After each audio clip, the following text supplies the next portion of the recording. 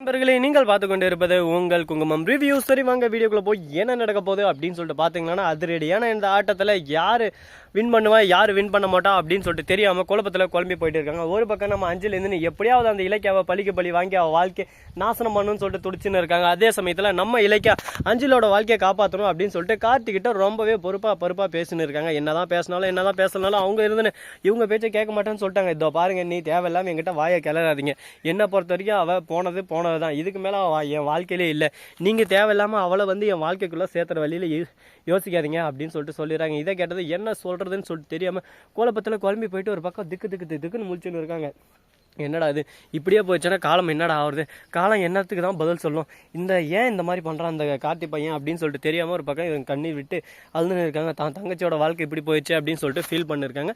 சரி, இப்படியெல்லாம் ஒரு பக்கம் ஃபீல் பண்ணியிருந்தாலும் மறுபக்கம் என்ன நடக்குதுன்னு சொல்லிட்டு பார்த்தீங்கன்னா, கரெக்டாக நம்ம பைரவி இருக்காங்களா, அவங்கதுன்னு ஒரு பக்கம் இந்த இலக்கியாவை என்ன பண்ணுறது, இந்த இலக்கிய தேவையில்லாமல் அந்த வீடியோ தரத்தை வச்சு என்னை ரொம்ப பிளாக்மெயில் பண்ணிருக்கா. அவளை எதனா ஒன்று பண்ணணும், அவளை பழி வாங்கணும், அவளை எதனா ஒரு பழி வாங்கி அவளை ஒரேடியாக நம்ம ஓரம் உட்கார வைக்கணும் அப்படின்னு சொல்லிட்டு மிகப்பெரிய ஒரு பிளானை போட்டுன்னு இருக்காங்க. ஆனால் என்ன பிளான் போட்டு என்ன சாதிக்க போகிறாங்கன்னு சொல்லிட்டு தெரியலைங்க.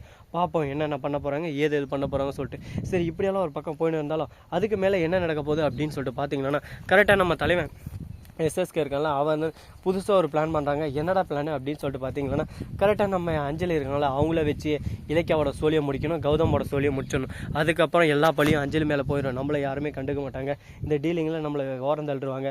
அதுக்கப்புறம் இவங்க வாழ்க்கை நாசமாக போயிடும், நாம ஜம்முன்னு கும்முன்னு நம்ம பாட்டுக்கு நம்ம வாழ்க்கை பார்த்துன்னு போயிடலாம் அப்படின்னு சொல்லிட்டு ஒரு பிளான் போட்டுருக்காங்க. என்னடா இது, இவங்க இப்படியெல்லாம் பிளான் போடுறாங்க, சாமி இப்படியெல்லாம் பிளான் போடுறத பார்த்தா எனக்கே ஒரு பக்கம் பயமாக இருக்குது. இவங்க போகிற போக்க பார்த்தா ஒரேடியாக நம்ம கௌதமோட சோழியை முடிச்சிடுவாங்க போல இருக்கே அப்படின்னு சொல்லிட்டு பயம் ஒரு பக்கம் அள்ளுவிடுதுன்னா பார்த்துக்கோங்களேன். சரி, பரவாயில்ல, எவ்வளோ வாழ்க்கையில் நடந்துச்சு, இதெல்லாம் ஒரு பிரச்சனைடா, எல்லாத்தையும் ஒரு பக்கம் சமாளிக்க கற்றுக்கணும். வாழ்க்கைன்னா சாதாரணமாக எனக்கு இருக்குதுன்னு சொல்லிட்டு நினச்சினுக்கிறீங்களா? வாழ்க்கைனா 1000 கஷ்டம், 1000 நஷ்டம், துக்கம், துயரம் எல்லாமே வரும். எல்லாத்தையும் நாம தான் ஏற்றுக்கிட்டு போராடின ஒரு பக்கம் போனோம். அதை விட்டுட்டு ஐயோ இப்படி போனால் இந்த குழியில் வந்துடும்லா, ஐயோ இப்படி போனால் இந்த குழியில் வந்துடும்லா அப்படின்னு சொல்லிட்டு பயந்து போயிருந்தால் வாழ்க்கை பூரா பயந்து தாங்க போய் ஆகணும்.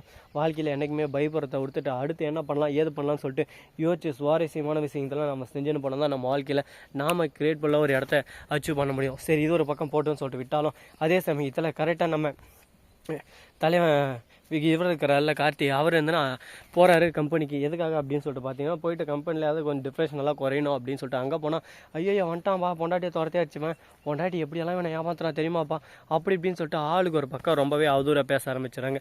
இதுக்கு மேலே அந்த பேச்சுவார்த்தையெல்லாம் நம்மளால் கேட்க முடியாதா, நம்ம மனசுக்கு ரொம்ப கஷ்டமாக இருக்குது, கல் எடுத்து நம்மளை அடிக்கிற மாதிரி இருக்குடா அப்படின்னு சொல்லிட்டு ஃபீல் பண்ண ஆரம்பிக்கிறாங்க. சரி, ஓகே, எவ்வளவோ நடந்துச்சு வாழ்க்கையில், இதுக்கு மேலே நடக்கிறதுக்கு என்ன இருக்குது, எல்லாத்தையும் பார்த்துக்கலாம். வாழ்வே மாயம் இந்த வாழ்வே மாயம் அப்படின்ற மாதிரி தான் ஒரு பக்கம் போயின்னு இருக்கு. சரி, அடித்து தூக்கு வாமா அப்படின்னு சொல்லிட்டு ஒரு பக்கம் நாம் ஒரு பக்கம் சீனை போட்டு கெத்த காட்டுன்னு ஒரு பக்கம் போவோம். எல்லாமே நல்லதே நடக்கும் அப்படின்னு சொல்லிட்டு நாமளும் ஒரு பக்கம் நம்பலாம். சரி, அது மட்டும் இல்லாமல் உங்களுக்கு முக்கியமான விஷயம் இன்னொன்று சொல்ல போகிறேங்க. அப்படி என்னடா முக்கியமான விஷயம், என்னடா சொல்ல போகிறேன், ஏதுடா சொல்ல போகிறேன் அப்படின்னு சொல்லிட்டு நீங்கள் அவளை காத்துன்னு இருக்கீங்களா?